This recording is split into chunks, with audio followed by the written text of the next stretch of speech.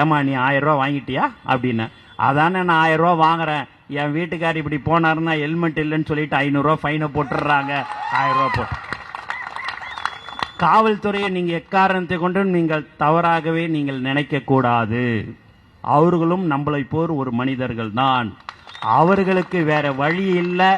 நான் கொடுக்கிற மாதிரி அந்த 1000 ரூபா கொடுக்குறேன், நீ எப்படியாவது வசூல் பண்ணி நீ ஃபைன் போட்டு எப்படியாவது வாங்கி நீ திருப்பி கொடுத்துருன்னு சொல்லும் போது, மேலதிகாரிகள் சொல்லும் போது அவர்களால் வேறு எதுவும் செய்ய முடியாது.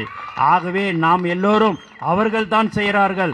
ஒரு வண்டி எடுத்துன்னு போனா போதும், ஹெல்மெட் இல்லைன்னா பிடிக்கிறாங்க, லைசன்ஸ் இல்லைன்னா பிடிக்கிறாங்க, 1000 ரூபா போடு 2000 ரூபா போடுன்னு. அவர்கள் மீது நீங்கள் கோபப்படக்கூடாது.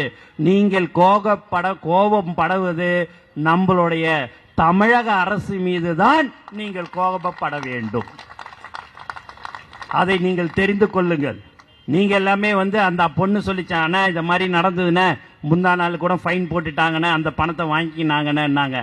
கரெக்டு தான் சகோதரி, இதுதான் விஷயம். அதை நீ நினைச்சுக்க. நீ ஏன் போலீஸ்கார காட்டுற? பாவம், அவரும் நமக்கோசம் 24 மணி நேரமும் உழைத்து கொண்டிருக்கிற ஒரு காவல்துறை தான் நமக்கு பாதுகாப்பாக இருந்து கொண்டிருக்கிறார்கள்.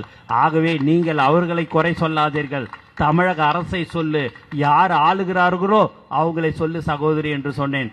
ஆமா, இல்லைன்னா என் காசை வாங்கினேன், என்கிட்டயே நம்ம கொடுக்குற மாதிரி கொடுத்து அடுத்து 2 நாள்லயே வாங்கிடுறாங்கன்னு அப்படின்னாங்க. அதுதான். அதனால இந்த 1000 ரூபா கொடுக்குறாங்க அப்படி இப்படிலாம் எதையும் நீங்க மனசுல வச்சுக்காதீங்க. அதையெல்லாம் இப்ப வெங்கடேஷ் காசு இல்லைங்க.